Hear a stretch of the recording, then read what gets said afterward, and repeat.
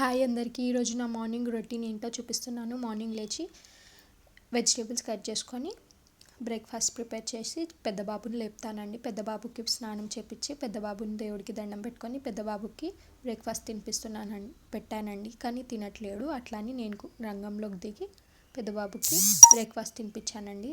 అందులోకి చిన్న బాబు అయితే చాలా సతాయిస్తాడండి. ఇంకా నేను కొన్ని వెజ్జీస్ కట్ చేసుకునేది ఉంటే కట్ చేసుకుంటున్నాను. తర్వాత వాడి లంచ్ ప్రిపేర్ అయిపోయిందండి. దాన్ని బాక్స్లో పెట్టేసి అలాగే స్నాక్స్కి బిస్కెట్స్ పెట్టేశానండి.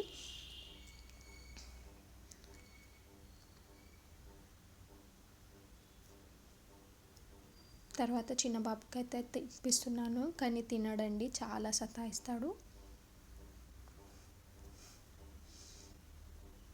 చూడండి మీరే ఎంత సతాయిస్తున్నాడో. తర్వాత పెద్ద బాబుని రెడీ చేసి పెద్ద బాబుకి బ్యాగ్ వేసేసి పెద్ద బాబుని కూడా స్కూల్కి పంపిస్తున్నాను.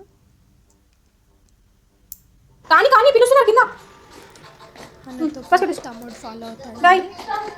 అన్న ఫ్లైన్ కిస్ ఇస్తే తమ్ముడు కూడా ఫ్లైన్ కిస్ ఇచ్చేసి వెళ్తాడు. చిన్న మ్యాట్ని చూసుకుంటారండి. నాకు అనిపిస్తుందండి, ఎందుకంటే అత్తమ్మ ఉంది కదా, పిల్లల్ని చాలాసేపు చూసుకుంటుంది.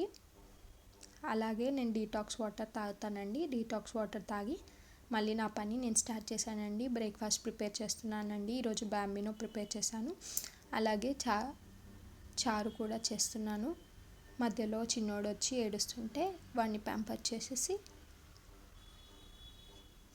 పక్కన కూర్చోబెట్టేసి మళ్ళీ నా పని నేను స్టార్ట్ చేశానండి. వాషింగ్ మిషన్లో బట్టలు వేసుకొని బెడ్రూమ్లో బెడ్ అంతా క్లీన్ చేసుకొని బెడ్షీట్స్ అంతా మడత పెట్టుకొని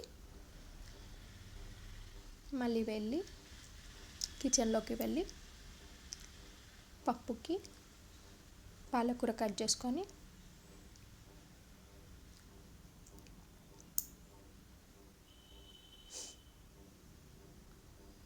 పప్పు చేశానండి. తర్వాత ఇంకాస్త పప్పు మిగిలితే ముద్దపప్పు కూడా చేశాను.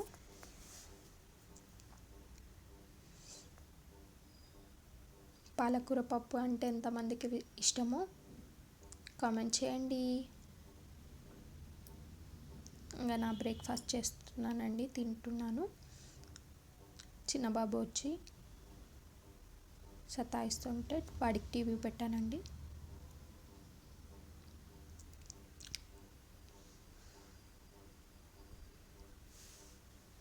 అలా నా బ్రేక్ఫాస్ట్ అయిపోయింది.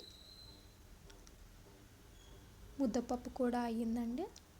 ముద్దపప్పు అయ్యాక చిన్న బాబుకి స్నానం చేపించేసి వాడిని ఫ్రెష్ అప్ చేపించి బట్టలు వేసి వాడు పడుకుంటే నేను అన్నం పెట్టేసి కిచెన్ అంతా క్లీన్ చేసుకున్నాను. ఇది నా మార్నింగ్ రొటీన్.